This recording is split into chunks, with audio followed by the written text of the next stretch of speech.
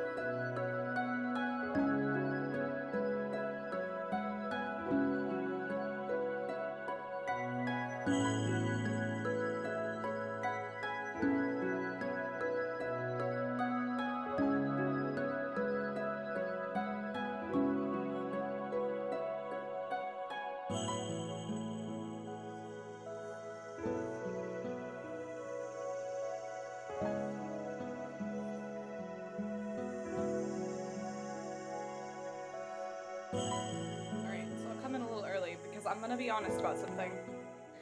I don't entirely remember what happened last time we streamed this. I don't remember. And I feel like it's bad that I don't remember, because it has been like 5 ever, but it's okay. Rebellious, thank you so much for 8 months of subbing. You missed my streams. I missed you guys too. You don't remember either? Good. So in other words, cute boys. Recap just finished? Oh my god, hit me with that sweet recap, MacBall. Hit me. I will read it out loud, and I will love it, because, oh my god, okay. I will dramatically read this. Fairies and witches lived in harmony until fairy tales were written, painting, if I can read, that would be helpful.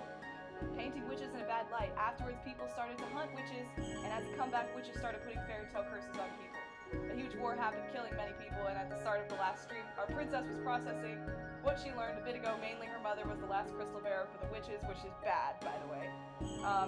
Kind of. I don't actually know. Witches are bad. There are 2 crystals, one for fairies and one for witches. The princess is going to become the next crystal bearer when she turns 18. You're trying to break your and Rod's, our cute boy, curse, and the only way you can be near him is if you work as a maid in the castle. Last stream recap. Thank you. Okay, that was all previous. Oh my god, this is so good. Thank you. We prep for M's ball. As the date seems to be getting closer and closer, so does a plot against the kingdom. Sir Alcester and Sir Mithras, those two sketchy guys, seem to be plotting something. More on that later. Our princess does some digging into Rod's curse. We talk to M, and she tells us that Rod has the mermaid's curse, aka the Little Mermaid. She doesn't know anything else, so we go visit Viorica, who, as you may recall, is best friends with M and was close with Rod but became distant. Oh my god, I forgot all about this! We asked what could have caused Rod's behavior, and Viorica explained Rod started acting differently after the night she met her fiancé, Desmond. It was a stormy night, and Viorica was walking by the river. This was a mistake, since the road was muddy. That was funny. She slips in the water, and when she came to, she was on Desmond, who tells her he saved her. The two fell in love and later got engaged. Rod was upset about this, but didn't become fully distant until he heard about the engagement. We should look at the time, it's getting late, you decide to leave. You got all the info you can anyway. I really like your flavor text. The two of you walk outside, wish each other farewell, and then you hear two noble women talking trash about Ophelia, your stepmom, because she was once a commoner before becoming queen. You saw firsthand how nice Ophelia is, so you stand up for her by calling these ladies out. Wait. The two ladies leave. I don't know if that was supposed to say something else. This weird link thing. But anyways, I will at least get the stream set up while we go. Oh, here we go. An epic word battle begins, ending with the two ladies flaunting their power by promising to tell the king what you said to them. Rod shows up and says he'll pass the messages himself because he's a prince and he's also sassy. I added that part, that wasn't in there. The two ladies leave and Rod looks upset and it's obvious he wants to yell at us, but who cares, we just got our second good deed. So we only need one more to break our curse. That's right. And now we have the ball, which I vaguely remember happening. I meant to switch this over. There we go. This is so helpful. I remembered none of this. I remembered some of it, but not all of it. I vaguely remember the ball being dramatic. Oh, wait. Rod just so happened to be on his way to the tavern when he spotted the epic duel, and he drags you along. The two of you chat a little, and upon entering the tavern, and after the room becoming empty, Rod starts yelling at you. You explain you only went to visit Viorica so you can learn more of his curse, and so he finally gives in and spills the beans. It was him who saved Viorica, not Desmond.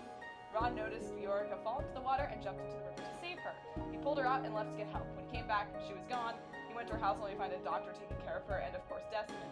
Rod couldn't bring himself to tell Viorica the truth, because she looked so happy to be with Desmond. But a part of Rod couldn't stand to watch her fall in love with someone other than him, so he talked to a witch and made a pact in order to become a prince.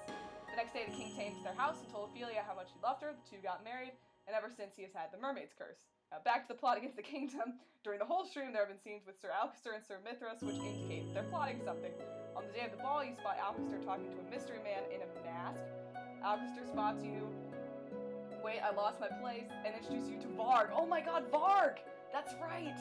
Varg was a dick, and explains he's one of M's suitors. He asked you to escort Varg to the ballroom. You guys were making fun of me because I couldn't say Varg without saying it in a weird way. You find Varg suspicious, and you try and warn M, and end up having to walk into the ballroom to get to her. You find her and give her the warning. Varg asks M for a dance, and he seems to be doing nothing weird so far. Just then Alcester barters through the door along with some of his knights. He gives a speech to the king and threatens to hurt M. Alcester calls for Varg, but Varg does nothing to his call. Varg instead protects M.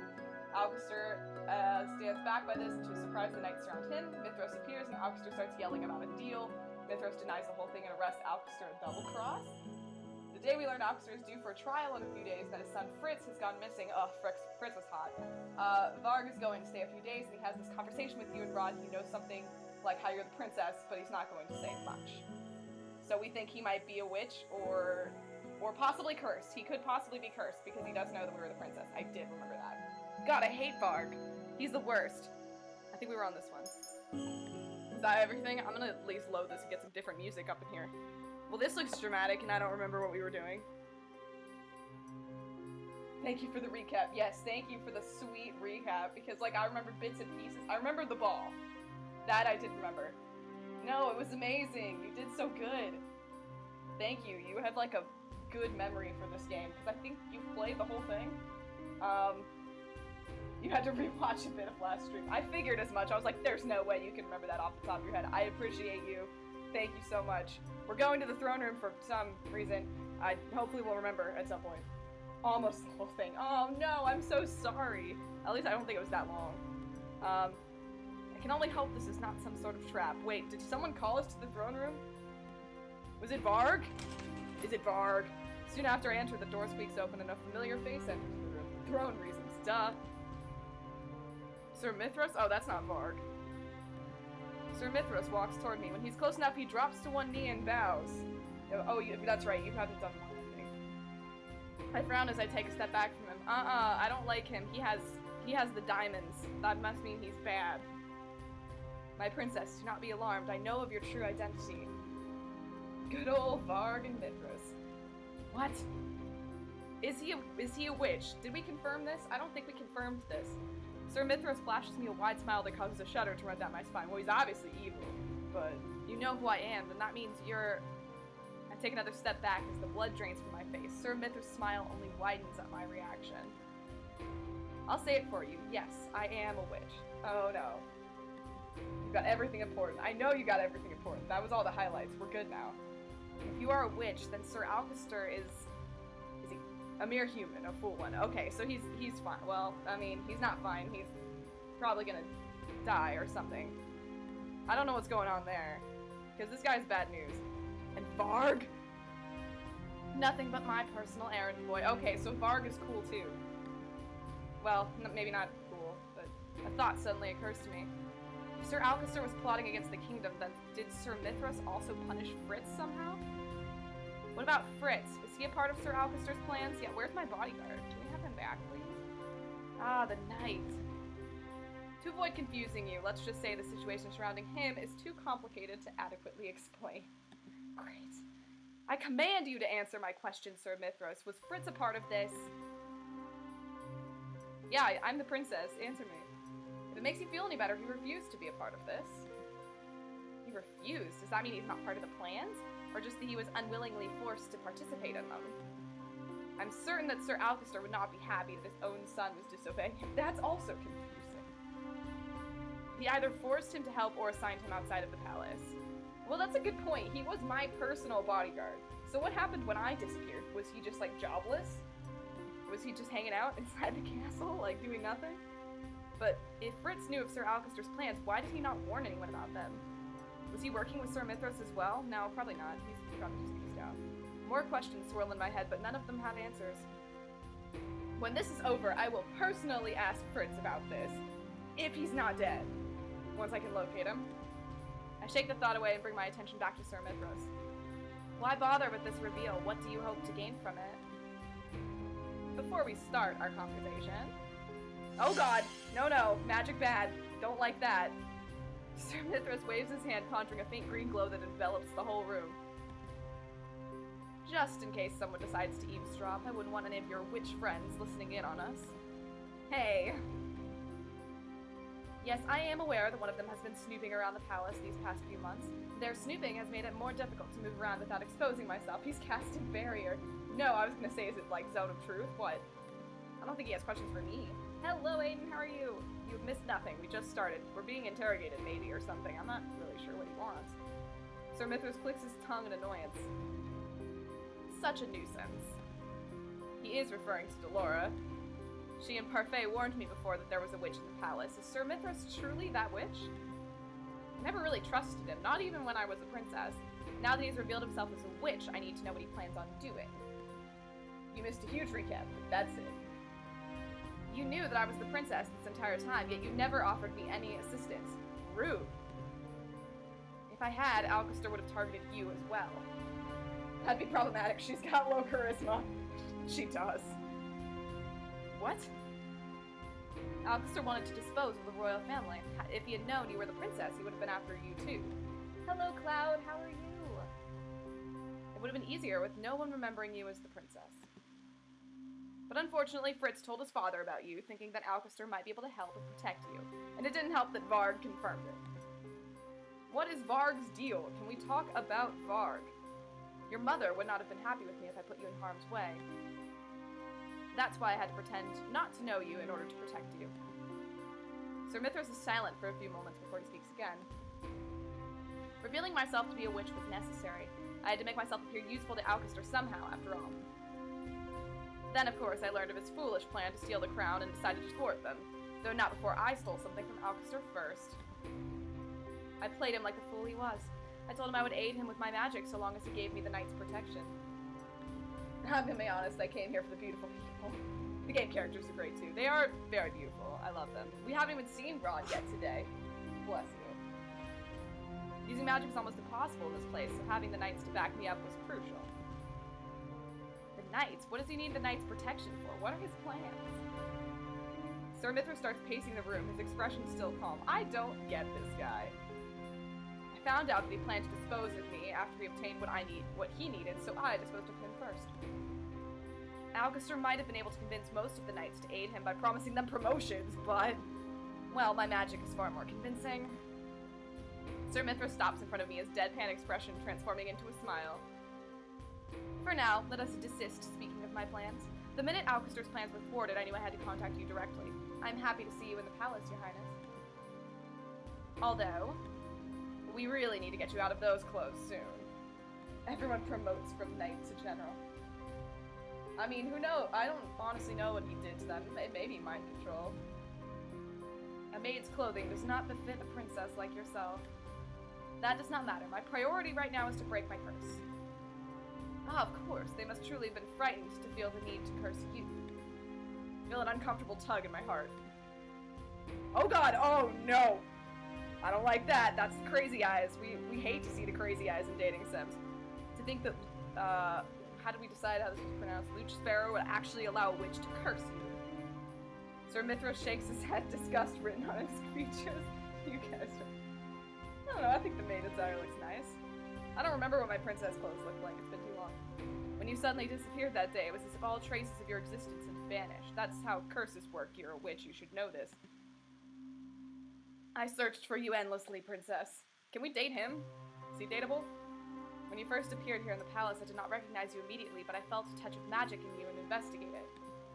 My curiosity is what prompted me to investigate you further. When I tried hard enough, I found I could see through the glamour that had been cast on you. Oh, I forgot they did cast a glamour on me.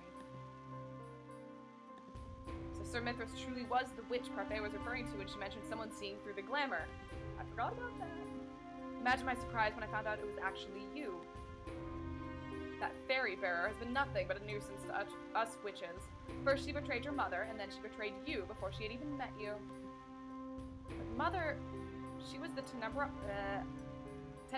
bearer corrupted by darkness. Parfait only did what she had to. Sir Mithras looks at me, clearly surprised. Dude, we may want to, like, downplay that. I don't know about this guy, he seems scary. Nope, all crazy eyes again. What lies have these people been whispering in your ear? He's really good at suddenly conjuring and dispelling crazy eyes.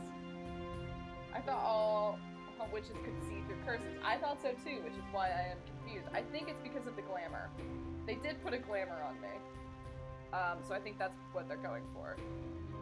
He knew about me, that I still existed. He didn't forget. But he didn't know that this was me until he made the effort to see through the glamour. Everything the queen did, she did for us witches, to protect us from the wicked humans who destroyed our kind. It's clear to me where Sir Mithras I wanted to say allegiances, but that says alliances. Lie. Sir Mithras sighs, runs a hand through his hair, and then continues speaking. On your 18th birthday, you'll follow in her footsteps. You will make this kingdom a place for all witches to prosper. I am nothing like her. I refuse to make people suffer to fuel the crystal. I never bore witness to the suffering that people had to go through during my mother's reign, but the stories are enough to reveal her true nature to me. Wow, we're really cool. Remember that time when we, like, idolized our mom? Man, people always want to kill us. No, he doesn't want to kill us. That's the point. He just wants to make us evil. It's hard to believe at first, but those people do not have any reason to lie to a servant like myself. They have nothing to gain from it. I finally understand why the hatred people had for me ran so deep, even when I did nothing to them. It was because I was the witch's daughter. Your mother wouldn't be happy to hear you say that. Let me assure you that this is not a destiny you can run from, dear princess. She needs to stay alive. Yeah, he's not gonna kill me. He's cool with not killing me. I will not let destiny take control of my life. Where is my boyfriend? Rod, come on! I feigned tiredness by releasing a long yawn. Wow, yeah, that's definitely gonna work. I'm sorry for cutting you short, Sir Mithras, but please excuse me. I'm getting tired. Goodbye. I'm about to walk past Sir Mithras when he starts speaking again, his voice a low whisper. I noticed that you've gotten closer to the family you so despised before, the prince included. I narrow my eyes at him. You care about him, don't you? Don't at me. I must confess that this surprises me, Princess. Such a relationship would certainly be a scandal. Even if you two are not blood related, he is still your stepbrother. Okay, can you not at me right now? Like, stop it. Whatever will your dear father say about this? Villain reveal, yawn. I clench my fists. He has no right to lecture me. I already know that these feelings are wrong. I know I cannot have them. I assure you there is nothing between the both of us. Oh, is that so? Are those lies you utter just to convince yourself? Cough, Fire Emblem Phoenix, cough. Don't yes, I dated Ryoma. Of course I did. Matt Mercer. This man is beginning to try my patience. Fair. Allow me to share a little secret with you, Princess. I am not interested. I head for the door and reach for the knob. Oh, but I think it's something you'd be most curious about. I do, after all, know the consequences of the prince failing to break his curse. I also happen to know that someone special to him is getting married tomorrow. Hi, West. Don't worry, we're all kind of lost. My hand freezes. How do you know about all this? I know all of the happenings around this place. That's my job, Princess. Now tell me, do you know the ending to the fairy tale, The Little Mermaid? This is what we were talking about last time. He's gonna die. My blood runs cold when I remember what Emmeline told me about that fairy tale. The prince fell in love and married someone else. The Little Mermaid's heart would break and she would dissolve into sea foam. He is going to straight up die tomorrow. I conducted my own investigation and actually met the witch who bestowed the curse on the prince. In meeting her, I found out everything there is to know about it. I turned to regard Mithras with a frown. Are you gonna lie to me, though? Because, like, I don't know. This guy just has bad guy written all over him. Yeah, he's the bad guy. Ah, it seems I've finally gotten your attention. What do you plan on doing to Rod? Sir Mithras shrugs. To him, nothing, really. I was merely curious. I wanted to know what you saw in him. What do you know about his curse?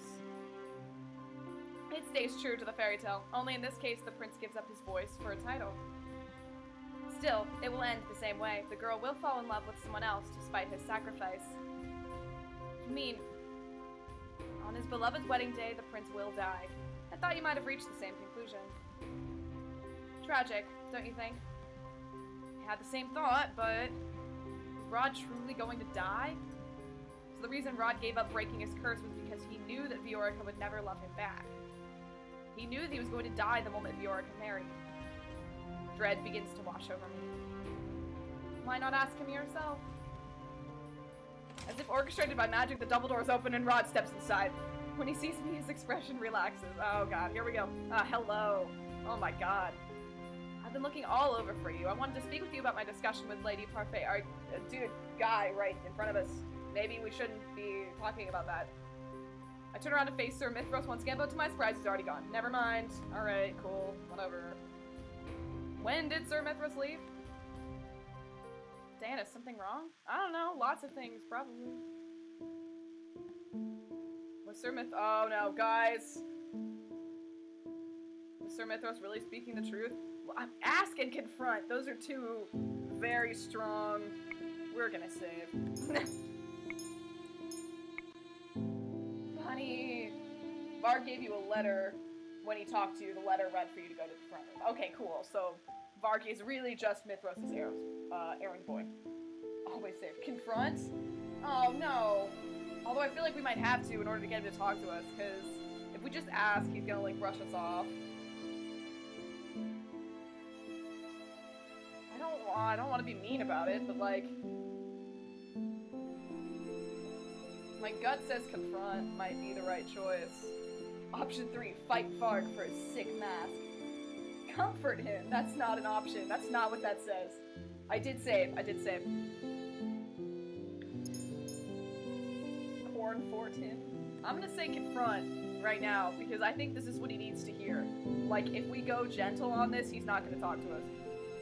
I misread that as comfort. Everyone thought it said comfort. Is this really how you want things to end? What are you talking about? Have you even thought about what your family will feel after they find out that you lied about your curse?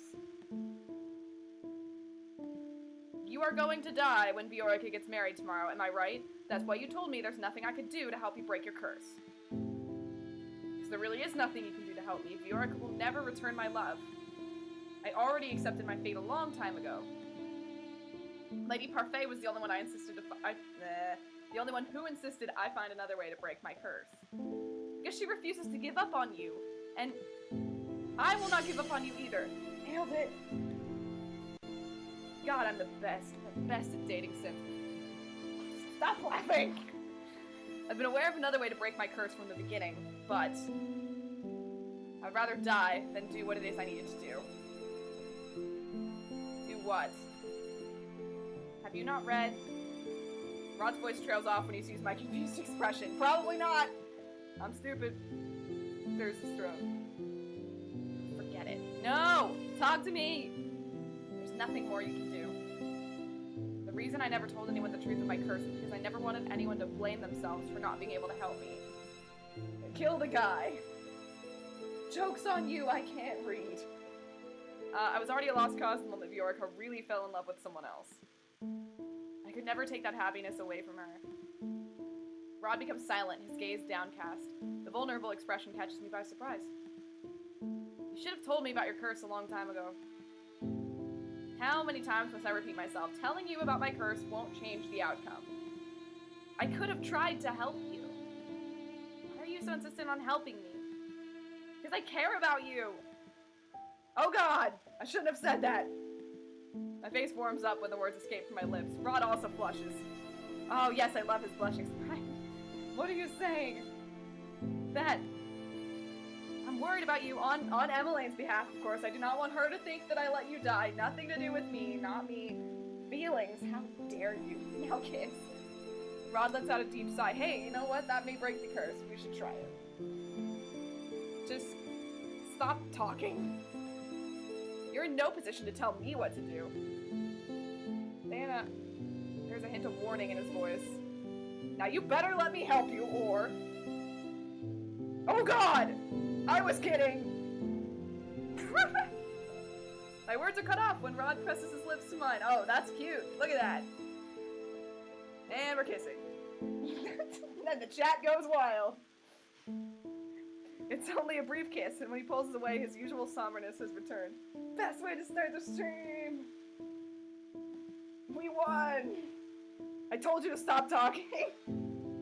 Sorry. My bad. Bunny looking in on that action. So I was like, yeah, that happened. He only stare back at him, baffled. Rod, you do realize that you just kissed the princess. This is not PG. Yes, it is. Rod looks at oh, he's so sad.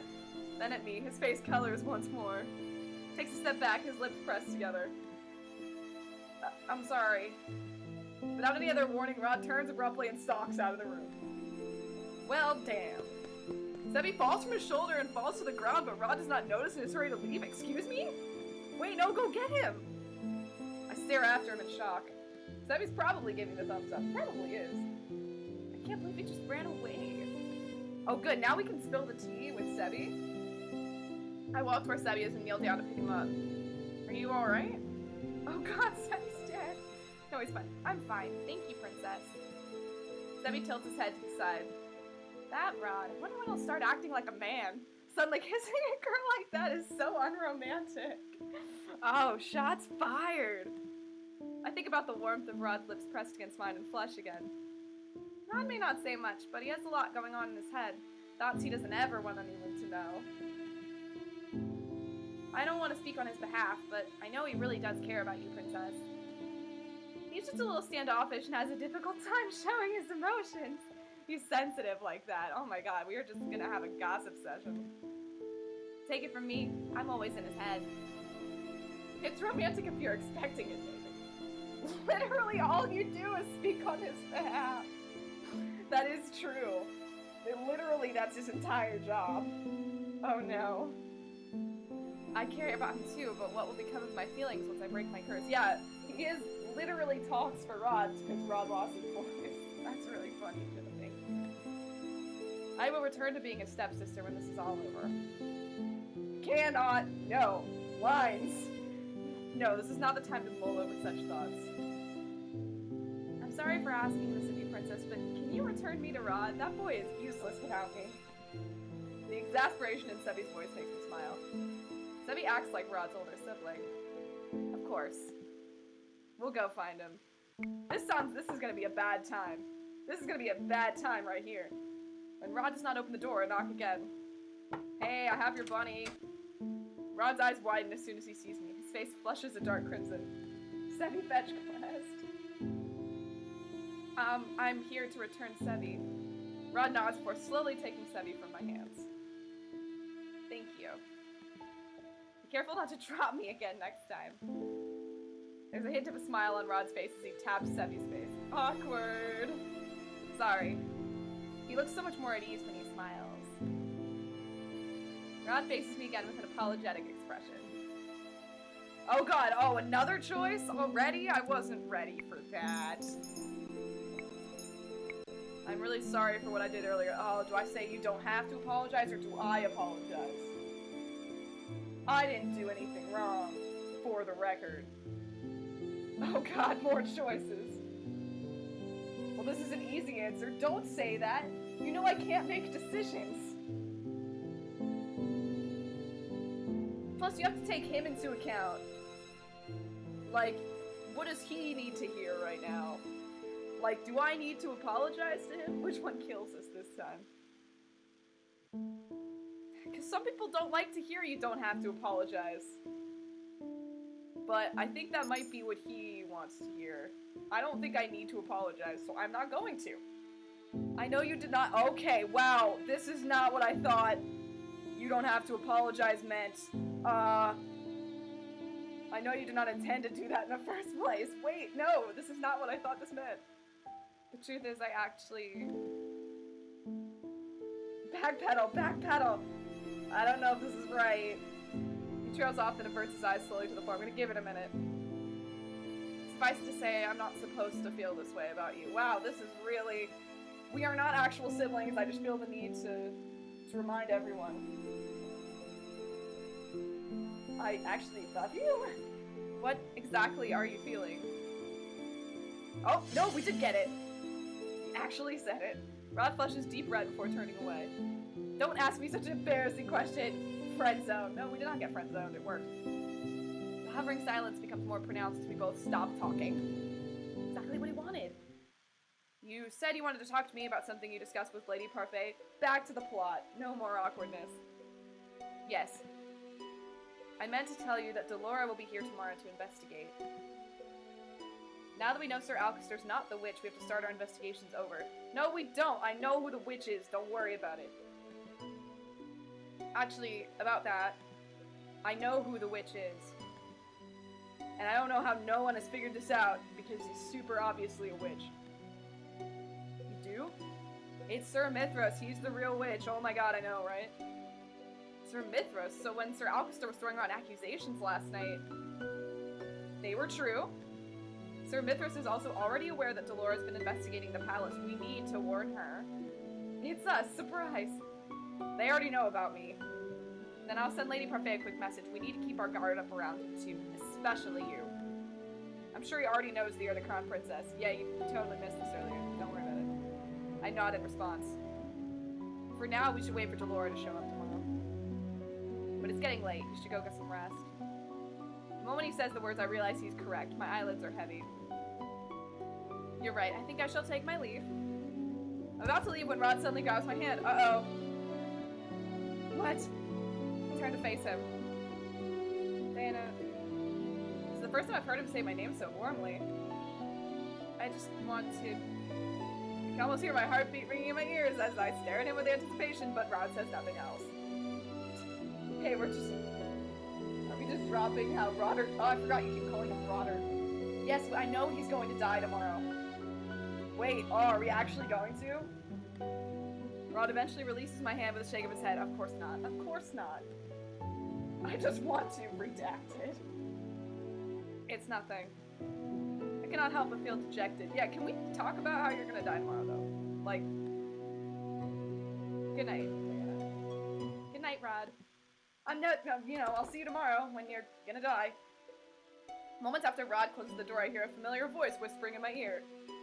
Oh my god, why are you stalking me? I see. Mithras, please leave me alone. I jump back in surprise and stare at him with wide eyes. Can you put the game volume kind of down? Yes, I can. Hold on.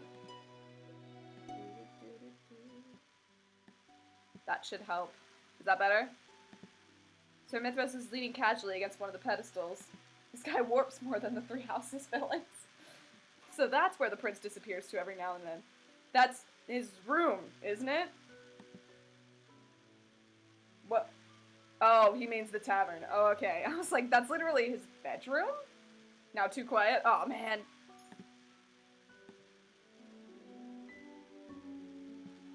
How about that? That could be better. He does kind of look like Hubert, I guess. I have no reason to care before, but now I see it. If my guess is correct, he's also in lead with the Lucifer. Sounds better? Alright, cool. I never can tell with this game. Some musics are loud and some are not. I don't know. When I do not answer, Sir Mithras smiles and shrugs. Well, it does not matter. I glance around us and notice the green shield from earlier. Oh my god, he's just... Once again, no one will hear this conversation. Now that the prince has confirmed your doubts, what will your next course of action be? You want to help him break his curse, yes? Rod may have given up on breaking his curse, but I refuse to do nothing. From the way Sir Mithras is taunting me, he must know of some other way to break the curse. Joe, I think you're making a joke, so I'm not even going to answer you. Rod will not be happy about this, but I need to use whatever means necessary to save him. This is a horrible plan, and I hate it. Do you know how to break his curse, Sir Mithras? Obviously evil man who definitely will not lie to me. I will assume that you have not read the full fairy tale if you do not know. Yes, princess, I know. Tell me. Mithras cocks an eyebrow and waves a finger at me. Do you not realize by now how witches work, princess? I propose a deal. I'll help you, but you must help me with something in return. You must kill him. Help you? If you're planning on betraying the king. I have no plans of taking the crown or harming any members of the royal family. What? Then what is it that you would want from me? Yeah, I've got to kill Ursula. That's kind of what I was thinking. That feels like it should be a way to break anyone's curse, is kill the witch who cast it. Look, man, if I knew I had to study up on fairy tales, I would have done it. What? Then what does he want from me? I prefer keeping you in suspense. I do enjoy surprises. No. Actually, no. You'll find out the day after tomorrow. That is your 18th birthday. Oh gee, I wonder what he wants me to do. I look at him, perplexed. Why does it have to be on my birthday? Are you stupid? Don't worry, Your Highness. What I request me will also make for a pleasant gift. No. I'm gonna go with a hard no on this. Actually, what do you say? Yes, she is.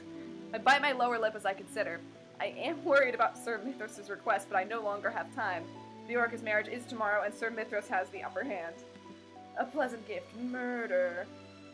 I understand.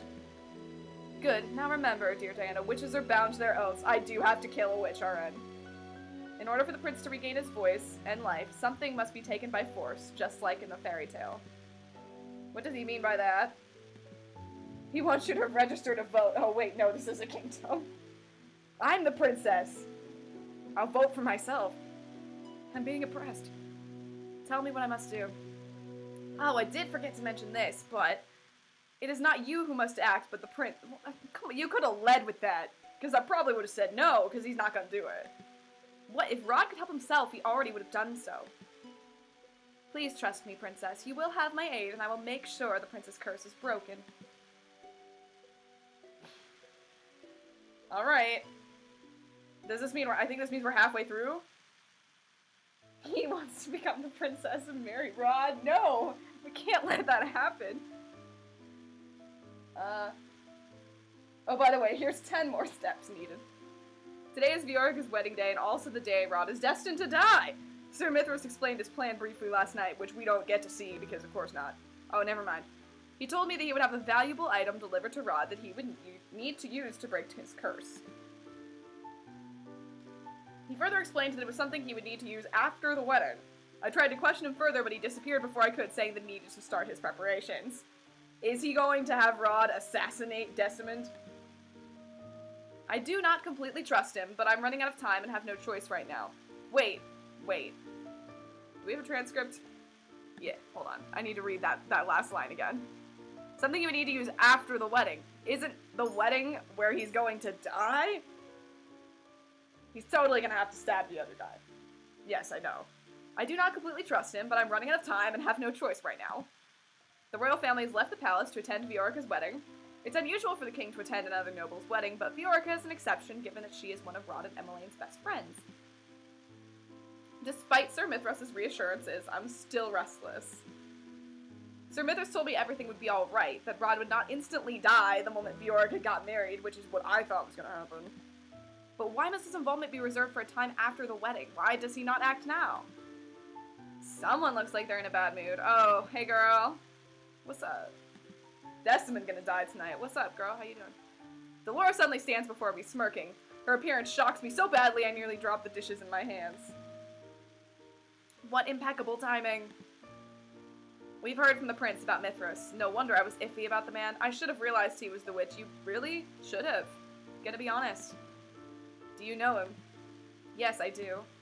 Delora walks closer and places both of her hands on my shoulders.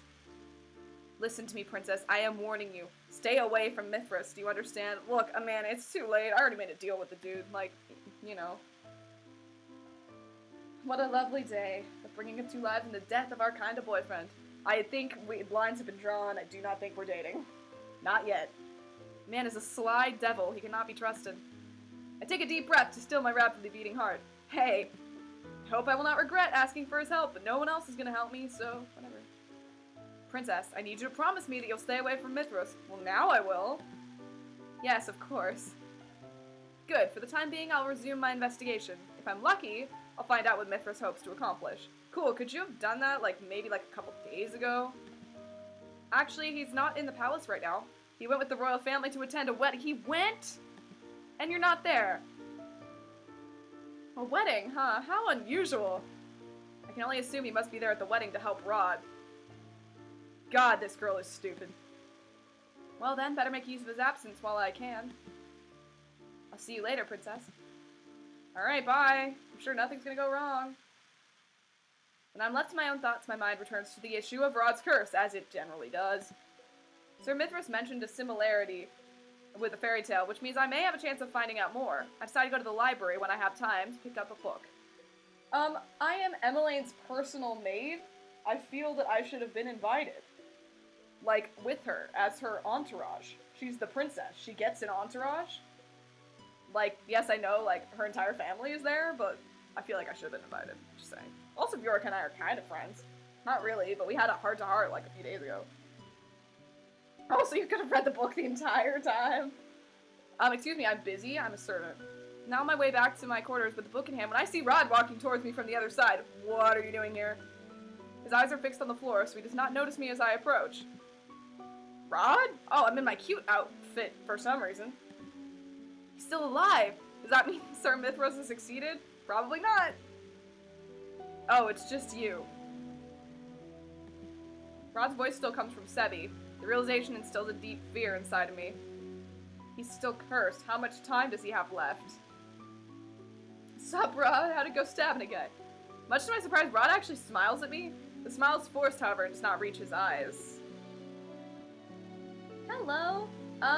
You can address me as whatever. I don't have a preference. Most people go with Diana, but people call me Ace too. Either way. I don't really care. Oh god. Oh god. I don't think I want to ask how was the wedding. That is kind of a dick move. Oh no, he's become Claude. I feel like this is significantly more important, but I don't know if... So, how'd it go? I'm going with... I think asking about the wedding is a real dick move, and I don't want to do that. I'm fine. Well, I don't really like either of them, but... Are you sure? Yes, I'm sure. But I'm tired, Anna, so for tonight I just want to rest. Good night. I don't know if I like that. I don't know if I like that. Without waiting for my answer, Rod begins to walk away. Sometimes it takes a while, though, so I don't want to, like... I glance down at the book in my hands and slowly open up the last page. Yeah? No, I was wrong? Okay. Well, I thought that was a real dick move. So I didn't want to do it. Fine. Well, ask how the wedding was. Theory. Oh. AceFang IRL? No. Fine. I'll ask you how the wedding was. I quickly clamp my hand over my mouth after I ask the question. See, I know that I'm a dick. Rod just saw the person he loves getting married today. I already know how he feels. See, I was right the first time. You can't tell me I was wrong about that. I apologize. I should not have asked that. Rod looks at me surprised. Then to my shock, he starts chuckling. Alright, well... Why are you laughing? You look like a criminal caught in the act of a crime. It's like asking how's his sex life. I apologize for trying to be sensitive, Your Highness. Without realizing it, I smile back at him. Wow, that worked somehow. It looks like Rod has finally learned to converse with me normally. I hope this will not be the last time I see him smile like this. But I didn't get a thing. I didn't get a thing from either one of those. Is that weird? I'm tired. I will never tire. Rod looks at me again and smiles. Oh, never mind. There it is. Just kidding. Good night. Yeah, smiling. Without waiting for my answer, Rod begins to walk away. I glance down at the book in my hands, then slowly open up to the last page of the Little Mermaid fairy tale. What is it? Because I thought it ended with the seafoam thing. I start reading from the section where the mermaid sisters explain how to get her fins back. Take this knife. Before the sun rises, you must plunge it into the heart of the prince and you will be a mermaid once again. Sick. Time for murder. Uh-oh. The book falls from my hands and collapses to the floor. The book does. I stare at it, dumbfounded. Last page just says the end. Wait, this means Rod needs to kill Viorica, not the husband. Oof. Yikes. Yeah, he's never gonna do that. Then the item Sir Mithras mentioned earlier. Could it be the knife? I need to find him. I turn and start running in the direction of Rod's room in the hopes that I will still be able to catch Sir Mithras there. But will he, though? I don't think he will.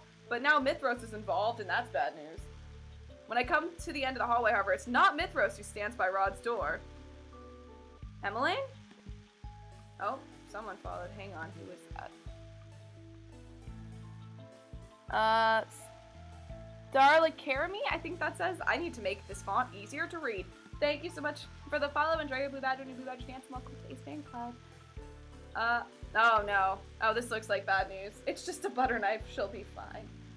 Emmeline is slowly walking in the direction of the throne room. Her movements seem oddly mechanical. I rush toward her.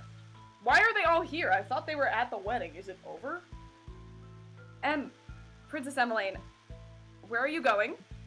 Must go to Rod. Why is she going to the throne room? Rod is back in his room. My eyes catch on something shining in Emmeline's hand. Oh, she's got a knife. Oh, she's got a knife. Take the knife away. No, no, no. Why does everyone have knives? My heart nearly stops when I see that it is a knife. Emmeline, what are you? If he kills his beloved with this blade, his curse will break and he won't die.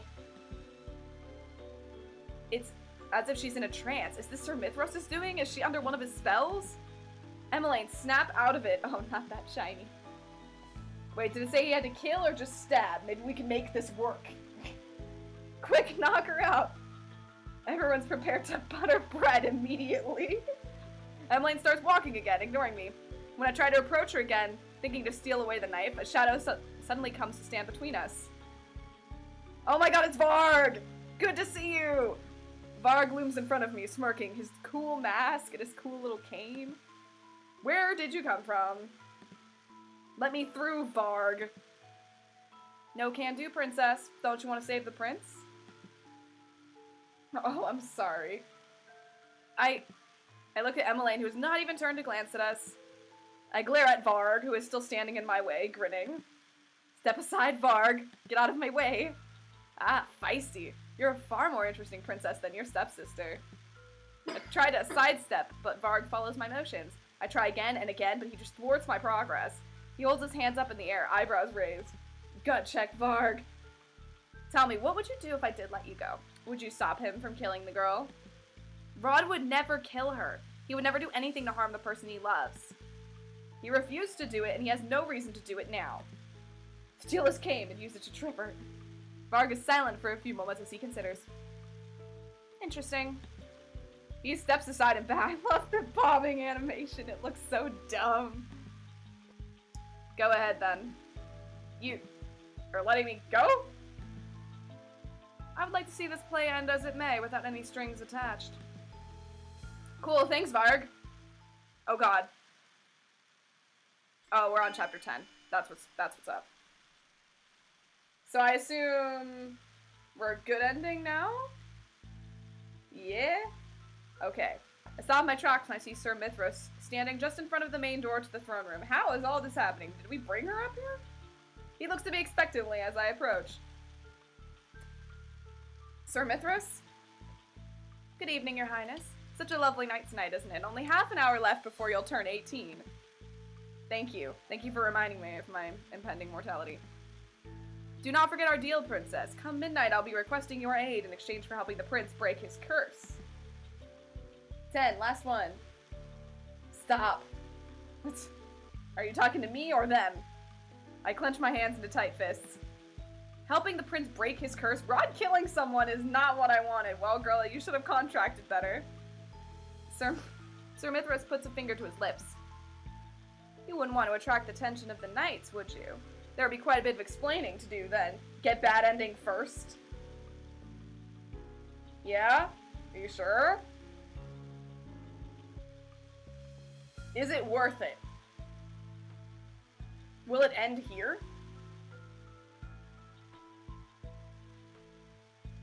We wanted to get the bad ending? I thought you told me they weren't really worth it.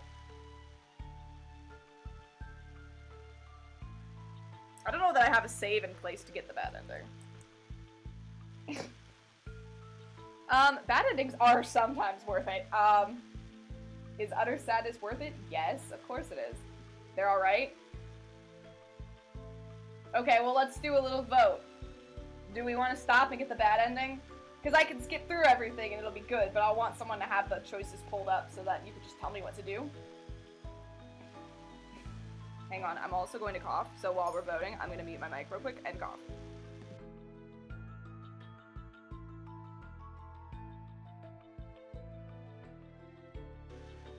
Alright, I see one vote for no. Because I know I do full LPs on my channel, but like, we don't need to. Yeah, let's see bad. I'd say maybe just good. Oh, you guys are the worst. I mean, I just don't know if it's worth it. Like, I've heard multiple people have told me that the bad endings are good.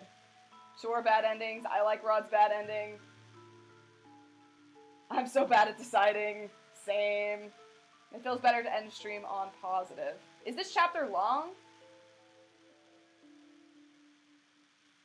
Alright, we can do it. I mean, I think we can make it go fast. Let me... Okay, so... Let's do... Alright, so this is the good one. Bad ending is shorter, yeah, I figured.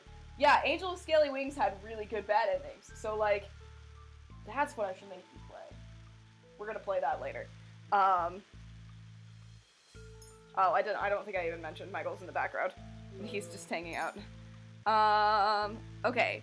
So I think we're gonna have to go from here, but I can skip it. But I'm gonna mute if you're gonna do the bad ending now. That sounds like bad news. Okay. Okay, so I will load from here. And we will just kind of skip. But, Mac or someone, will you have a guide open so you can tell me what the bad choices are? I don't know how many I need to get wrong. Oh, actually. No, you know what we can do? If you tell me how many I need to get wrong, I can just load from a later point, because I have, like, saves in, like, chapter 6. Would that be enough? Yeah, we are gonna literally fly. Load from chapter 6. It'll be good. Okay. That's what I was gonna say. Wait. I feel like that's why we didn't do it before. You can choose from now on if you want to do bad endings after the first thing.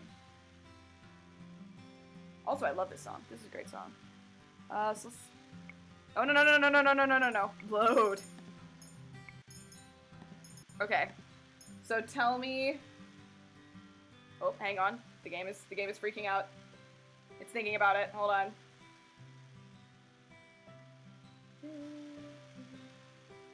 Hang on. It's freaking out.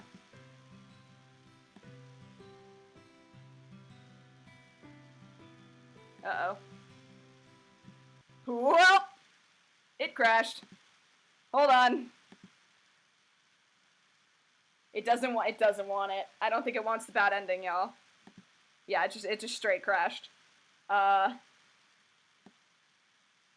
It opened a text edit window for some reason. But it's not opening. Yeah, it opened text edit and then crashed. Oh wait, oh, it did open something. I'm sorry, but an unconic, oh, it's just RenP.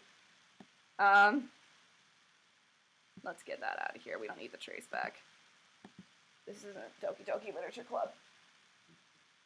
This is what we get for being evil. Game has been stabbed by Rod. It's just giving us some resistance. It's fine. We're still gonna do it. It'll go so fast. But yeah, someone definitely have a guide open so you can tell me. The traceback opened. Yeah, it did.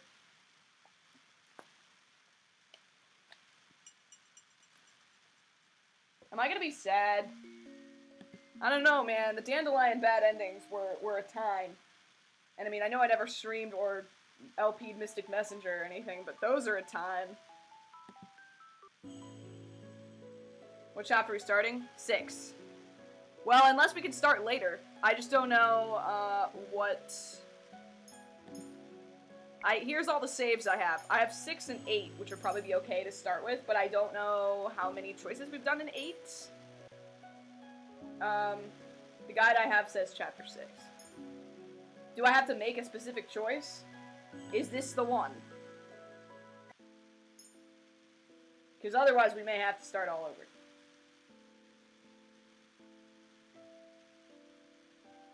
Here's what I have. Thank him. Okay. And then just skip through everything else. Do we care? Oh yeah, because I remember we debated over this one for a long time. And then I did both.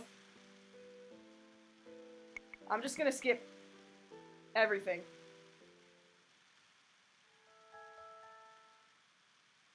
Time to make horrible life choices. Look at this. This is so nice. Oh yeah, that guy. He exists. Okay. Do not tell him. Time to ruin this relationship. I am not here to judge you is the wrong choice. Oh, I never knew that was how I get to the menu. Oh. Oh, we never got this. Now we know which ones we haven't done. Stop be scolded. Why not one little dance? Fine, you better not step on my feet. Okay, now we can skip again. Tell him, dismiss the gossip, say nothing. Got it, okay.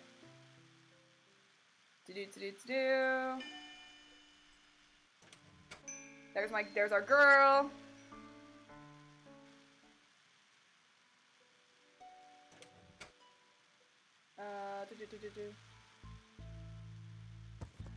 And then here's the fight. Okay, so tell him. I'm insult to Queen. Oh, we got this one right first try. Everyone's entitled to their own opinion. What? Can't be helped. He's so sad. This wouldn't have happened if I hadn't wished for. Oh, wow, we actually got something. Yeah, now we're in last stream territory. Alright, and then do-do-do-do. Oh, yeah, and then he yelled at me and got all up in my face.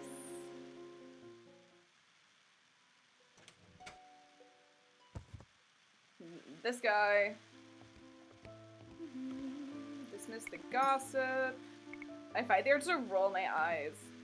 How can Ophelia believe such nonsense? Rumors are baseless. How'd you know about that? She knows all. Yeah, aw. Then she wanted me. She totally ships it. That's right. Stepmom ships it, but she doesn't know she's my stepmom. Okay, dismiss the gossip, say nothing. Alright, chapter 8. Get angry. Good. Get angry at him. Oh, we did that one, I remember. We debated for a long time about that one also. Oh my god, hi. Was that when we were hiding under the table? I feel like it was. Run away. Oh, we apparently haven't seen this. You're one to talk.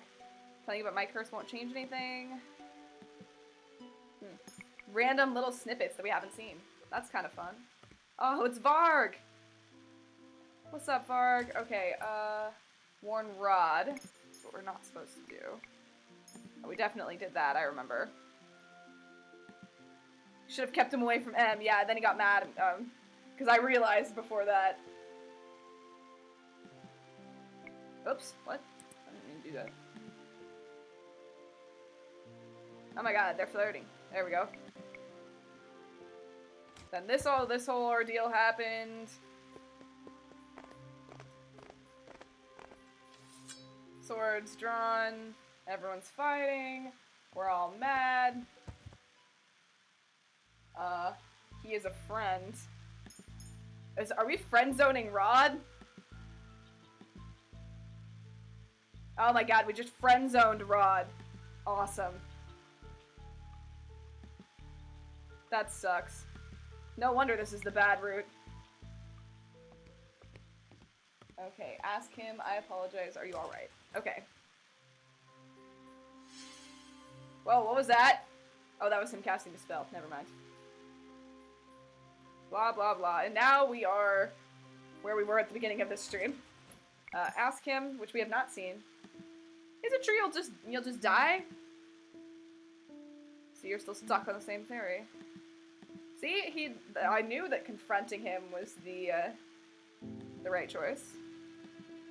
Because he won't help me. Hey, this looks familiar.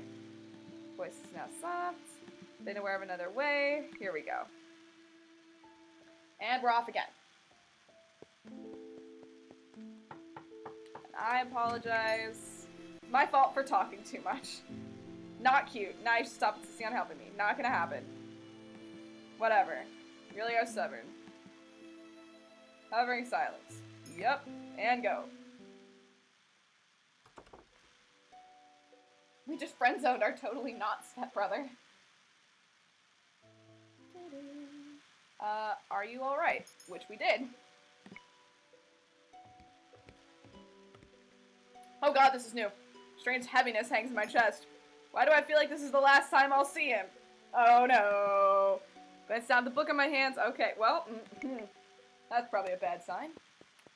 And she's doing this again, and this is happening, and oh good, it's called Silent Farewell this time. That's awesome. That's definitely a good sign. I feel really good about this. Oh god, oh wait, yeah, we just, okay, straight up doing this. Well, oh no. When I push open the door, I find Rod kneeling down. Emmeline lies on the floor in front of him, unconscious. Time to watch my fight. I know, he's probably gonna die. Emmeline? She's fine, she's just asleep. Something glints in Rod's hand, even from this distance. I know that's the same knife Emmeline was holding earlier. Is he gonna stab me? Because I kind of think he might. Out of the corner of my eye, I see someone slouched against one of the pillars. Viorica? I rush to her side, then sigh in relief when I see the gentle rise and fall of her chest. She's still alive. There are no more choices, just go with the flow. Good. How did she get here? It was Sir Mithras' plan. I remember walking back to my room after talking with you. I blacked out, and when I came to, I was already in here with Viorica. I've already checked on her. She seems to be under some kind of sleeping spell. It is her wedding night. That is unfortunate. Em came in just a few moments ago, passed me the knife, and then simply collapsed after begging me to kill Viorica. I think Em is under a spell as well. Rod glances down at the knife in his hand, expression glassy. Em almost convinced me. She pleaded that I not leave any of them behind. It's not as if I want to die and leave my family, but... He stares at the knife for a few moments, then curses as he slams his fist into the ground. I can't kill her. Why would Sir Mithras want me to do this? Guilt floods my chest, making it difficult to breathe. I was the one who asked Sir Mithras to help Rod. He said he knew how to break his curse. Crazy eyes have infected everyone. Rod's just gonna kill every last one of them. Oh no. But I did not realize that in order to break his curse, he needed to kill the person he loved. I relied entirely on the story Emmeline told me, and that was my biggest mistake. I should have read the full fairy tale. I should have done my research, man. I could never kill her. But you, I could kill you. Such a shame. Sir Mithras emerges from the shadows, looking at us with disappointment. Oh, hi. To break his curse, Prince Rod must kill his beloved with a knife his sister has brought him, just like in the fairy tale. Oh, I didn't even think about that. Yeah, that's poetic. Mithras turns to Rod. I should have read a book. And here I thought your sister might be able to change her mind. You were, after all, supposed to do this of your own accord. I was wrong. I shouldn't have underestimated your stubbornness. Casting a spell on you would have solved this problem entirely. Why are you doing this? Well... Sir Mithras shifts his gaze to me. Rod follows his gaze to me and raises his eyebrows. Don't out me. Don't do it. There's no use lying to him now. I asked Sir Mithras to help me break your curse. Oh, God.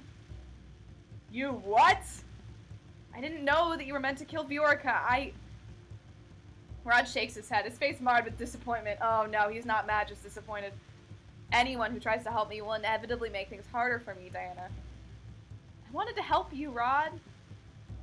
I've already made up my mind. If you really want to help me, then please respect my decision. Please. Shame. And here I thought I'd be witnessing a dramatic finale tonight. Sir Mithras starts to walk away. I'm about to chase after him, but then I realize there's nothing else he can do. Rod has made his decision. I feel my heart plummet as I slowly nod at him. Oh my god. Alright, either he's gonna kill us or he is about to die. So, there really is no other way. I could never break my curse like this. Viorica was my first love. And my good friend. And besides that, my love for her faded a long time ago. She's been replaced. Hey. You've been my beloved for quite some time already, Diana. Oh, damn it. Well, you on the other hand are my second love. Sup? But it doesn't matter, does it? I'll die soon. Oh, am I gonna sacrifice myself? Dude, that would be a dope play. Can we do that? Rod, I feel a heavy weight on my chest as if some force is crushing my heart. And now you tell me? I'm sorry. I promised myself that I would save your life, but I failed. I blink back the tears that are brimming in my eyes. Rod stands, then moves over to stand before me. He places a hand on my cheek. You've done nothing wrong, Diana, so please don't blame yourself. What did I expect to happen? Just get married right now. Even if Rod had killed Viorica today, he would have carried that burden for the rest of his life. And all because I asked a witch to make him do something he did not want to do in the first place. Rod reaches for Sebi and places him in my hands. Once the clock strikes 12, I'm going to disappear. It's really a shame that I'll be disappearing on your birthday. It would have been nice to celebrate this one with you. Oh god, oh this is sad. Oh no. Promise you'll take care of my family for me. There must be another way. You cannot go just yet. No, I think we've done everything wrong. I'm sorry, Diana. Can I even bring myself to consider what's happening? Panic engulfs my senses as I stare at Rod, who's becoming translucent. Oh, and he's dying. Oh no, Rod, you are... If only I could be with you and everyone else just for a bit longer. Despite the fact that his words waver, Rod looks at me. When Rod looks at me, his smile is bright and warm. My vision blurs as tears gather in my eyes. I like you. Really? If we'd had more time together, I think I would have grown to truly love you. Ouch, Jesus. That just made it worse, man. Next instance, I don't know if that was better or worse, honestly. Dude, okay, but he said that I've replaced Viorica as his first love, but then ended it with I like you. That's not... I said I was gonna be at the stream, but I didn't, and now I'm crying. Oh, no, don't cry. In the next instant, his body is dissolved into soft orbs of light. The light gathers in the air and then begins to fade. I'm so sorry. Nailed it! The end! Alright, well that's it. We're gonna end the stream. Oh god! Oh, that was terrifying. Whoa! That was actually really scary. That was a scary sound, and I disliked that immensely. Cool. Yay! Oh, we got an achievement for it, though. Oh, now we have to do them all, because I get achievements for it. I'm glad they clarified that this was the bad end. I wouldn't have known otherwise. Alright, well, conveniently enough, we have a beautiful save. That we're just going to pretend none of that happened. Oh, cool! Awesome! That's fun. Oh, this will make everything a lot easier. Cool. Okay, so when we do this again with all the other boys, so did the kiss happen in this timeline or no? I don't think so. I don't remember seeing the CG, but I don't know. Alright, we've seen that. I glare at him, then take a deep breath and lower my voice. I forgot about that button. It was worth it after all. You did not tell me that breaking Rod's curse meant killing someone. But I'm only honoring my end of the deal. Perhaps you should have done your research before agreeing. Yeah, I know. Don't at me. Grin on his lips never wavers, but I can see the amusement in his eyes. We can't not kiss the pretty boy. It's true. I relied entirely on the story Emmeline told me, and that was my biggest mistake. I should have read the full fairy tale. But now it seems you finally know the full story of the Princess Fairy Tale. To break his curse, Prince Rod must kill his beloved with the knife his sisters brought him, just like in the fairy tale. You really did have so long to read one book. Sir Mithras continues to smile at me. I realize he's speaking slowly, like one might speak to a child. So condescending. No, wait. Start to realize that Sir Mithras is purposefully drawing out this conversation to stall me. I need to go. Mithras does not stop me when I slide past him to open the doors to the throne room. And she's dead. First thing I see when I enter the throne room is Rod. He's standing in the middle of the area with Emmeline in his arms. Is she alright? Rod gently places Emmeline on the throne. Oh, she's the queen now. He leans down to look more closely at her sleeping face, then reaches down to take the object in her hand before he faces me. I can see the metallic glimmer in his hand and know that he's holding the knife Emmeline brought with her. Where did she even get this knife? He pauses to stare at it, then turns suddenly, eyes widening at some sight in another part of the room. I follow his gaze to the corner of the room where Viorica floats in midair. Her eyes are closed and her hands are clasped as if she's just sleeping. God, it is her wedding night. She was probably busy. Viorica, but how? The knife store. Duh. Such a pleasant surprise, isn't it? Sir Mithras walks into the room with his hands clasped behind his back. You. Good evening, Your Highness. Is this your doing? Sir Mithras just smiles pleasantly. Rod only glares back at him. Guards! Sir Mithras clicks his tongue and chuckles. My apologies, Your Highness, but no one will be able to hear you no matter how loud you shout. Not even your witch friend will hear anything through my magic. He knows Delora is here. Stab Mithras, maybe that'll work. I glance around the room and notice that Sir Mithras has created his silent green barrier. This is the same magic he used yesterday. Now, let us get back to the matter at hand. You are running out of time, Prince Rod. It would be a shame to see you perish here after the princess went through the trouble of asking me to save your life. Aw, man, you didn't even let me confess this time? Diana, what is he talking about? The princess didn't want you to die, so she asked me to help break your curse. Called out.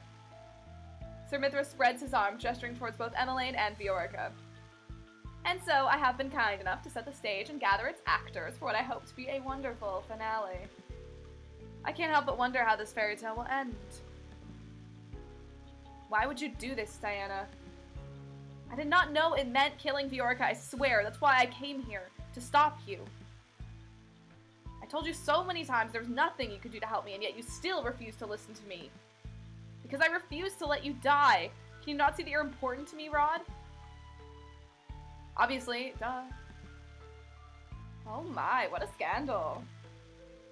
Anna. I turn to Sir Mithras and stare daggers at him. I asked you to help Rod. Why did you have to involve Emmeline in this? It was a necessary requirement that the princess be the one to give him the knife, Your Highness.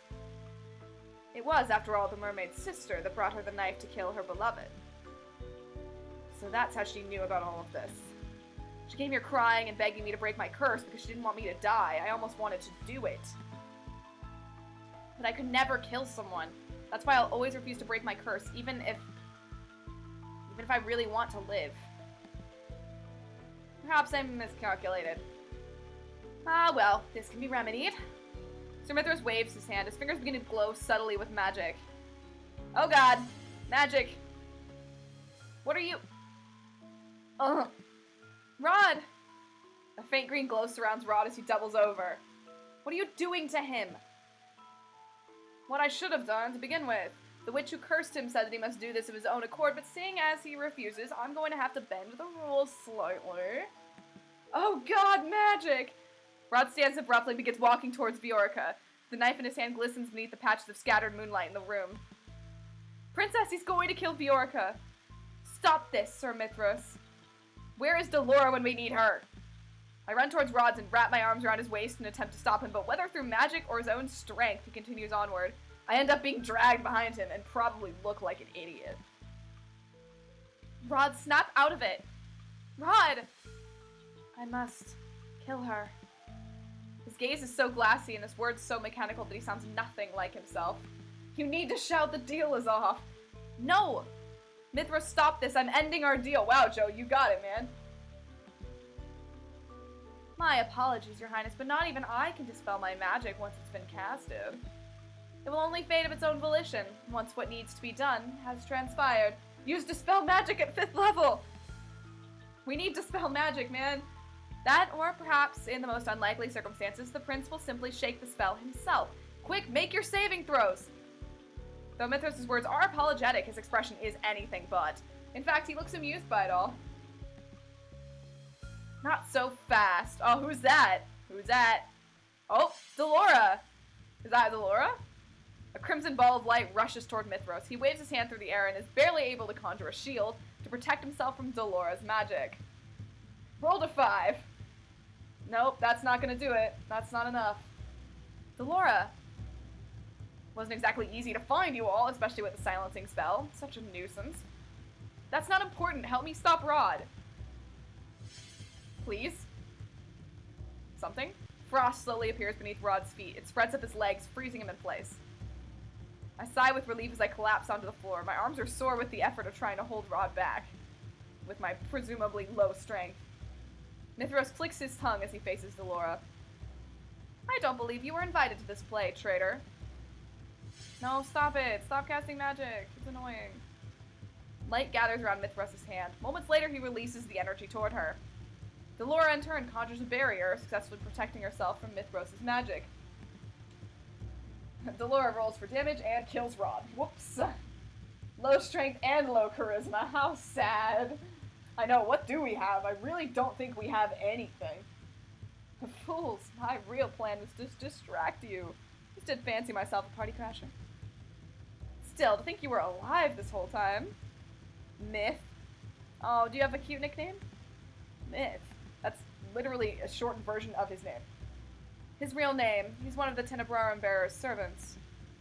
What? This person was my mother's servant? Well, that's just rude then, how he won't listen to me. Allow me to correct you. I am her only faithful servant. I am nothing like that ungrateful bastard who betrayed her to the fairies. Who is he talking about? Probably Delora. Well, whatever it is you're planning, forget about it. There's no way we're letting you get away with it. He just added 3 letters. Oh, well, do try your best. He didn't even try. But first, a reminder. Stop it! You're so annoying. I am the superior witch here. Energy crackles in the air as sparks begin to form around his hand. The spell is taking longer than his other spells. Oh no, he needs prep time. I notice Delora's worried moments before she's able to cast a shield on herself. This is not good. Mithras releases the bolts of lightning in Delora's direction. And she's dead. The impact causes both the shield and the ground to shudder. Delora! The smoke clears and miraculously Delora stands unharmed. No sooner has a sigh escaped my lips than another frightening sound echoes across the room. There's a loud crack and I realize it's coming from Delora's shield. Everything after that happens in a blur. Delora is still trying to hold the shield up when Mithras casts another spell at it. It shatters and the magic seeps through and hits her directly. Delora! Really now, have you forgotten the most important lesson in defense magic? Always conjure another shield after being hit by a powerful spell. Oh, I do apologize. Perhaps I did not give you enough time to cast another shield? How thoughtless of me. Delora lays on the floor unmoving. That's not good. Saving throw! Delora! She's making death saves. I'm about to rush to her side when Mithras moves to stand in front of me with a malicious grin on his face. It will do you no good to be in denial, princess. How could you? How could you hurt another witch? It's not a crime to destroy a traitor. He looks back at Delora with clear disdain. Then he sets his eyes back on me and raises his eyebrows. I cast Healing Word. It's foolish of you to try to stop this. You wanted this, and I will not allow you to renege on our deal. I like that word. I like the word renege. The prince will break his curse, and you will help me. Help you? Yes, I went to great pains to make sure Alcester kept you safe, just so you could repay me. You said that you made a deal with Alcester to borrow the knight's assistance. And what would I need the knight's assistance for, dear princess? I never needed the knights. I just needed Alcester to keep you safe. I would have gotten rid of him myself if I wasn't sure the king would eventually find me. We ain't getting wed. So this whole time, you were only trying to keep me safe. To use me. Use is such a simple, ugly word. Remember, I just want you to help me. Princess! I turn around and realize Delora's spell on Rod has faded, and that he's now only a few feet away from Viorica. Rod! Oh, you've been watching Critical Role? Oh, good for you. I'm proud of you. I force myself to run towards him as fast as I can manage. Same. Oh my god, everyone should be watching Critical Role. If I do nothing else in these streams besides tell you to watch Critical Role, I would consider that a success. I will not let you kill anyone. I do not know what I must do to stop him, so do the first thing that comes to mind. Tackle him. Put myself between Rod and Viorica just as he's about to plunge the knife into her. Oh boy, here we go. Princess! And stab! I've been stabbed. My body's racked with pain the moment the blade sinks into my shoulder. Oh, I'm fine. Ugh. I'm fine. It's just my shoulder. I'll live. I collapse to the floor and hold on to my injured shoulder. I can feel my blood seeping between my fingers. Yeah, you got two shoulders. It's fine. You fool! You could have easily been killed. I do not care. I love Rod, and I would never let him do something that he would regret for the rest of his life. I cringe. Tears cloud my vision as the pain worsens. Can we check on him, please? Only a T4. Diana. But we don't know if it was a magic dagger, man. This could have magic damage. I feel Rod's arms around me as he cradles me to his chest. I look up to see his eyes are fixed on my bleeding shoulder. Also, ow. At least my portrait looks fine. It's the other shoulder. Rod looks at me with anguish. He grabs a handkerchief from his pocket and presses it to my shoulder. No, we're good. Don't worry about it. I can't believe I did this. Oh, now he's gonna be sad anyway. This solved nothing. Except he didn't kill anyone. I don't know, maybe I'm gonna die. Can't tell. I stare in shock as his lips move. It's not Sebi not Sebi speaking, but him. Your voice. Haha, it worked! We didn't have to kill anyone! I pulled a knife out and then stabbed Mithros. Your voice, you broke your curse. Haha! By stabbing me! But... how? A bright light envelops us, and for a few moments I have to close my eyes against its brightness, and it's gonna break mine too! Was my last good deed, getting myself stabbed? Yeah, technicality! I can't believe you've done this. I reach out to grab at my necklace, but it's gone. I open my eyes in panic, but the necklace is definitely not there. Diana, the glass slippers. I glance down to see a pair of smooth glass slippers on my feet. Shouldn't he get a tail then? If I got my fairy tale thing, I feel like he should have a tail. You broke your curse by breaking mine. Woohoo! I hear the sound of shattering glass and turn to see Mithros staring at a broken vial. What is that? Frost has begun to form at his feet and is now spreading up his legs. What is that? What is that? Oh, he'll get a tail, alright. That's good. I like that one. What is happening? Always have a backup, as they say. Seems you're the one who forgot the basics of combat. Wait, so we just had to stab his love, not necessarily kill. Yes, that's kind of what we alluded to earlier. Never turn your back on it. Oh, I didn't read that, whatever. Your bloated ego does wonders in turning the tide of battle. Secret potion spell. Delora's now back on her feet and walking towards Sir Mithros. She dusts off her dress as she moves.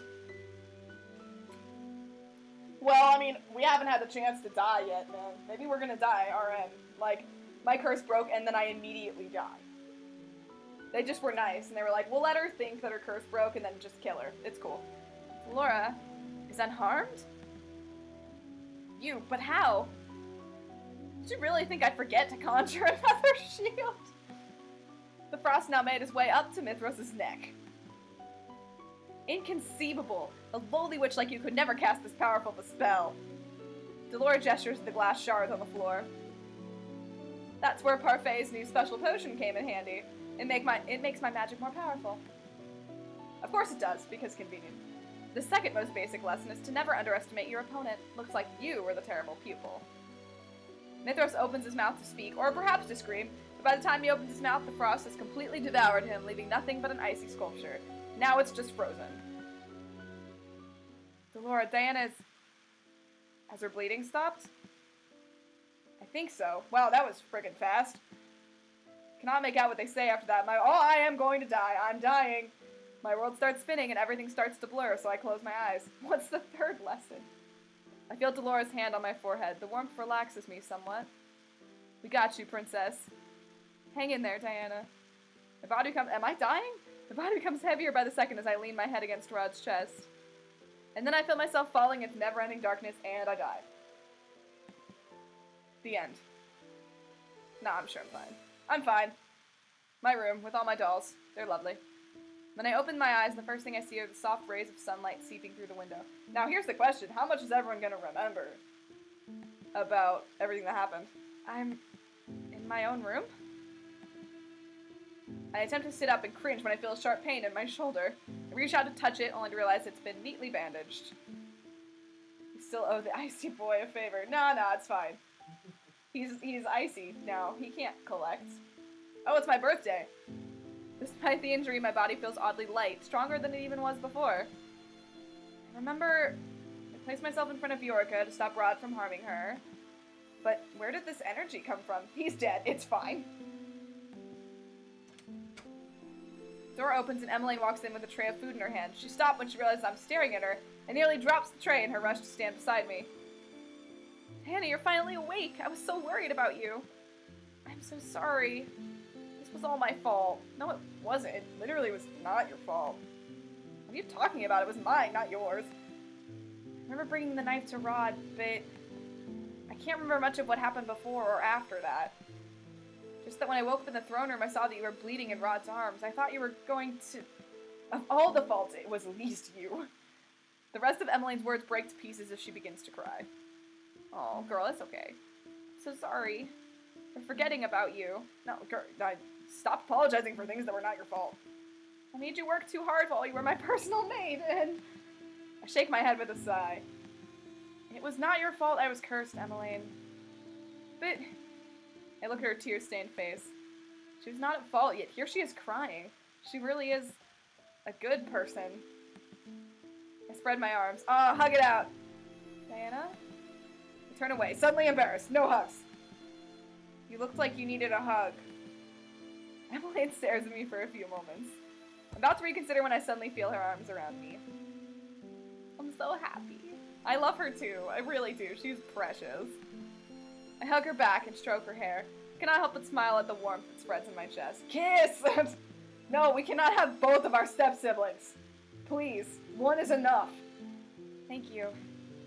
Emmeline pulls back, her face full of concern. I think the chat was shipping them for a while. What will happen to you and Rod now? Sure we can. I wish I could date her. Yes, we can. I don't know. I see how close the two of you got. And I saw how Rod looked at you last night. Wait, last night? So today is my birthday and the day I become the bearer. Is that the reason I feel so strangely energized? Oh! Emmeline walks up to one of my doll shelves and picks up the doll she'd placed there months ago. Happy birthday! I meant to give you this earlier as a surprise before you were... cursed. Anyway, I know it's not as pretty as the other dolls from your collection, but I hope that you like it. It is beautiful. Thank you. I take the doll in my arms as a knock sounds on the door. Come in. Is it Rod? Is it my boy? Oh my god, it's my boy. But he still has the bunny. I like that the dolls are Disney princess references. Oh yeah, they are. Oh, those are cute. The door opens and Rod steps inside. His eyes widen when he sees Emmeline. My heart. Em? Oh, I was just about to leave. Emmeline slides off my bed and heads for the door. Before she closes it, she turns to us once again. I know how complicated this will be for both of you, but I want you to know that I'll support you! Yes! So my lips are sealed. Oh, what a good sister. Stepsister. But she's basically my sister. Emmeline winks before finally closing the door behind her. Damn it, Em, I wanted to be the first to greet her! There's an awkward silence in the room before Rod approaches me and sits on the edge of the bed. Give me a CG, cowards! How are you feeling? It still hurts, but I'll be fine. You stabbed me. This is a reminder. It was you. You did that. What's wrong? I'm just not used to hearing your voice from your own lips. Oh. But I see that you still have Sebi with you? I've grown too fond of him to completely set him aside. He has helped me through a lot. It still hurts, but I'll be fine. The mood of the century. Bummer, I can't read his thoughts anymore. Oh my god, I can still talk. There was never any need for you to do that in the first place. Is that so? Rod shakes his head and sighs slightly. We couldn't afford to draw all the stills without the rabbit. So, what happened last night? How was it that you were able to break your curse? You did not kill Viorica. In the original fairy tale, the Little Mermaid could retain her humanity only if the prince loved her back. Though it never happens in the fairy tale, it's still an element of her curse. But still, because the prince never fell in love with her, the only way for the mermaid to live was to kill him. I fell in love with you unknowingly. When you told me you loved me as well last night, that broke my curse. Aw, that's way cuter! I feel my cheeks turn warm. Rod coughs, his own cheeks flush. I really don't think that's how that works. Because it still should have been his first love, which was the reason he... Okay, I'm not gonna pick it apart. So there you have it. The Little Mermaid never had a fairy tale ending, but I did. So the stabbing was unnecessary? I guess. Eh, close enough. No stabbing was needed. I never had to kill Viorica. But because my curse started with Viorica, I assumed it had to end with her too. Yeah, me too. Look, let happy endings be happy. Turns out the person I loved just needed to love me back. I was mistaken. It never needed to be Viorica. I... see. That's awkward. We stare at each other for a few moments, the awkward silence returning. I change the subject as quickly as I can. Stab it back so it's fair! You're an asshole! What became of Sir Mithras? Delora brought him back to Lady Parfait. She is the one who will properly punish him. And what of Viorica? Delora returned her to her home yesterday. She does not remember anything that happened, but I'm just saying you made her miss out on her wedding night, so I do think we owe her one. Like, something.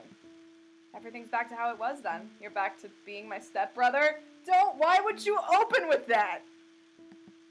Cannot help but feel crestfallen at this truth. Blood binds, but so do sibling bonds. Ron and I can never have what either of us want. We keep him in the freezer from now on.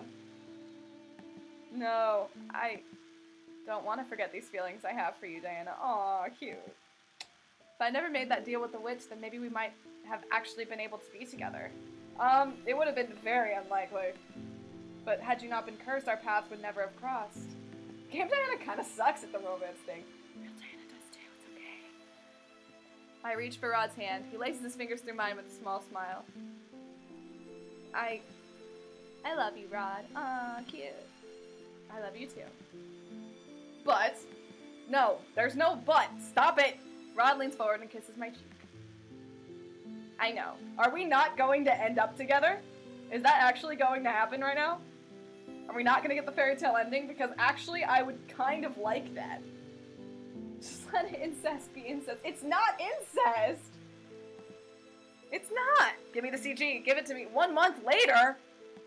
What? What do you mean 1 month later?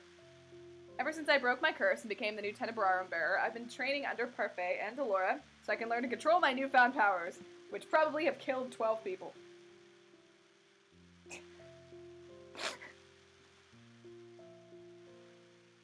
Oh my god. Stop! I never wanted this responsibility, but it is a burden I was born into. It's necessary that I help maintain the balance between light and dark that has been missing for so long. Don't worry guys, no one else is our brother, so we can date whoever we want with no problems. Now that I'm the new Tenebrarum bearer, Parfait wants the two of us to work together in maintaining that peace. Oh, look at my cute new outfit. Wait, is this my old outfit? I don't remember, but it's cute. I like it. I do not wish to cause any pain or suffering to the people, especially to the people whom I cherish. Time to date M next. I hope so. Sometimes I still wonder what Sir Mithras wanted me to do for him, but that's not important anymore. Girl, I really don't understand where the confusion was. I think that's the original outfit. It might have been, I don't know. I still have much to learn, but right now, as the new bearer, my priority is to get rid of the fairy tale curse once and for all. Red mage outfit. For the time being, everyone at the march waits patiently for the day that I will learn to lift their curses. Still got the scar beneath our dress. Since everything transpired, my relationship with Ophelia and Emmeline has improved, but not with Rod, who we are still super awkward. Emmeline is fond of calling me the best sister, even though I am the only one she has. My relationship with the king, however, has yet to be mended. I'm doing my best to open up to him and to give him a chance, but the efforts are slow going. I do not ask why he acted the way that he did in the past, but I know that in order to move forward, I must let go of the past. Bearer of what? The crystal bearer, it's like the plot. Dang, got cis-zoned by Emily. I know, I think we're out of luck. I don't think we can date her. It's finally time. I've been waiting for this all day. I head back in my room to change my dress into something less conspicuous after I head out into town and into the forest for my designated meeting. Are we meeting in the forest? It's a relief the king allows me to leave the palace on my own. I've not been able to come here with guards. You're like a sister to me. I guess me being the Tenebrarum bearer puts him at ease. Does it? Oh boy, it's time to go get cursed again. No, it's fine. If the title reassures him and allows me to come out here on my own to meet Rod, then why would we need to do that? Then I'm not complaining. Where did he go? Rod still uses the secret passage he's always used to sneak out of the palace. Emily knows about our secret meetings and helps cover for our disappearances if necessary. Why? It makes me happy that Emily approves of our relationship. This makes it so much worse that we don't have to keep a secret from absolutely everyone. Alright, listen. At first, Rod and I both attempted to keep our distance without making it seem too obvious to everyone around us. This is really creepy, actually. I do not like this. Though Ophelia seems to suspect something is going on between the two of us, she has not asked questions. We cannot date in public. I'm sure this will never come to light. We can never get married. Like, this is a problem. Emmeline was not happy with our decision. She said she felt terrible to be forced to let go of something so precious on account of our titles. She was right. More than that, it was difficult for the two of us to deny our feelings for each other. In the end, we came up with a solution, even if it is temporary. We decided to secretly meet up in the forest every once in a while so that we could be together without any pretenses. I'm pretty sure the royal family can do whatever they want. So, we are also, once again, need I remind everyone, not actually related. Not actually related! Even for just a little while. When I catch sight of Rod, I run towards him and throw my arms around his neck. I feel Rod snuggle his face into the crook of my neck. We could do this anywhere! This is weird, guys. I don't like this, actually. Man, he was my favorite, too. Why? Oh, this is like Sleeping Beauty style shit, actually. That's kind of cute, but... Take Rod's hand and begin dancing to the silent song. The first time I danced with him, it was to prove a point. This time, it's still to prove a point. It was when neither of us even liked each other. Speak for yourself! I remember this as I stare at him. This is weird. I'm gonna, like, say that this is go back to the bad end. Like, I don't know, man. I'm not crazy about this. It would have been way better if we could have just... I was gonna say I like the shirt. Yeah, the shirt is nice. I like the shirt. It's a good shirt. Remembering how much you hated me back then, and now here we are. Fate sure loves to toy with us. I smile at Rod. I'm just kind of weirded out by this now. They have made it weird. Like, it wasn't gonna be weird, and then they made it weird. Just for a little longer. I want to be by his side. I do not know how long we can keep this up. We don't need to, again. But every day I wish for the same thing. I wish that I can live my life openly loving Rod. It is cute, but, like, also so unnecessary. Like, I mean, those rumors would get even worse. Who cares? We're the royal family. We can do whatever we want. Either they'll judge us and we will proceed to not care. I wonder, would that dream ever be possible? I don't know. Is that the end? That's the end. Alright, well, I like the route. The route was good. The end is a little, convoluted, and I don't understand why we can't just, like, do it. Like, be related. It's fine. Or stepsiblings. Oh, look, he is so cute, though. But Dad would probably kill us. Dad's gonna have to get over it. Why? He never, I don't think, but then we would just have stepmom talk to him. Stepmom's clearly cool. Like, stepmom is clearly fine with it, so like, whatever, it's cool, right? Look at these cute CGs. Dang, they are very cute. Also, your magic, can't you just wizard everyone into being cool with it? Probably. I feel like, Ophelia has enough pull with Dad to, like, make it cool. I don't know. Maybe that's just me. Oh, right, Wes, you know what I meant. I mean, that too, honestly, but, like... Also, it's been 1 month. How often do we meet out in the forest? And if it is going to be a big deal, why has no one caught on? Just asking? These are the real questions. But I liked this route, actually, a lot. I think this is going to be an interesting game, because I'm going to like figuring out all the curse stuff and, like, making it work. It's pretty cool. I like it a lot. I think someone said that Karma's next. Because everyone in this game is stupid. Oh, it's a cute CG. It is very cute. Next route is a good one. Awesome. Karma is, Karma the girl? The, like, one that kind of looks like a girl? I think. Is that true? You love everyone. Okay, that's 2 people saying Karma's route is good. Oh shoot, they're all dead because time constraints. You know, we didn't have a time constraint on ours. The time constraint on his was kind of arbitrary because of the whole getting married thing. Oh, 3 votes for Karma's route. Cool. Okay, so what I'm gonna do, real quick... Well, actually, I don't even think I need to do that right now. Where is the screen? Oh, we got another achievement. Yeah. Where is the screen where we can pick our boy? Because we could make a save there. That would be cool. Because I know I had this saved. But this is still common route, so it's fine. So I could maybe find that and make a new save. Rod's probably screwed on all of the routes, isn't he? He probably is. He probably dies. Ah, he's on the menu screen now? Oh, I didn't even notice. I wasn't even looking. Wait, I want to see. Yeah. Wait, go back. Where? Oh, yeah. Oh, he gets a little picture now. Oh, that's nice. Oh, great. Now I can friggin' figure out who all the curses are based on their symbol. Actually, is this Little Red Riding Hood? That's probably the one I was missing. Because Karma's definitely the rose for Beauty and the Beast. There is a recommended route. Yeah, I know you guys said Karma and Waltz is last. Yeah. This is Rumpelstiltskin, probably. Okay, well then I guess we don't need to do it. We can just do it next time. So next time we play this, we'll start with Karma. There's a kite thread. No, I think that's like the spinning... You know in Rumpelstiltskin when she spins hay into gold? Like, I think that's what that's meant to be. This is obviously Little Red Riding Hood. And I don't know what this one is. Well, wait, Fritz. Is Fritz Little Red Riding Hood? Oh, damn. One of the Jews is named Rumpel. Yeah, that's definitely him. But I thought Waltz was... I think my theory was Waltz was Peter Pan. Because I think he's, like, looks young.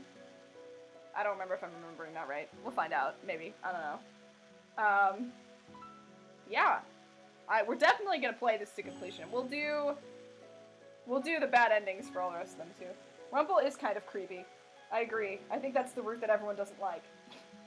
But we'll do it anyway. The star would make sense for Peter Pan. That's what I was thinking. So that would make Fritz have to be Little Red Riding Hood. I don't know, man. We'll see. Stop. Either that or Pinocchio? Maybe. That's true. Yeah, you're like, Star, you're like the 3rd person that said they don't like Rumpel. So, Rumple's personally your least fave. Just least fave in general. I think he's after Karma though, right? So we still gotta get to Karma. And apparently, you guys think Karma is great. So, I'm excited about that. Let's find us a good raid target so that I can rest my voice. Because I'm starting to feel it. Let's see. Who we got? Someone think of a raid message while I look at my list of who we raided. We raided Noelle kind of recently. So I see Feynman, Evan, Mark. Yeah, one of those three. They're not related. No, Wes, we are not saying incest is wincest. It's not incest. How many times am I gonna have to say it? Go back to the bad ending. I like they're not related. I think that was stop it. I think they're not related. Why did you stab me is also really good. No, don't include it's not incest. I do not want to have to explain that to whoever we raid. No one talks about incest whenever we go raid. Okay, who are we raiding? Well now John is live. I'm not... So we have... It's not the good kind of stabbing. So I would say John, Mark, Evan, Feynman, Sarah. We never raided Sarah. We should raid Sarah. Let's raid Sarah. I'm gonna raid Sarah. Okay, so then we'll do... Oh, Wednesday. No, we are not raiding John. Sarah Bear, who is one of Luca's mods. And we hung out at PAX a lot. We're gonna do They're Not Related, and I will see you on Wednesday. We're at 5:30, and we are gonna do the sub goal. We're gonna start Super Metroid, because I've never played it, and it'll probably be really bad, so, like, come help me, please. It'll be a good time. Okay, I will see you guys later. Good night.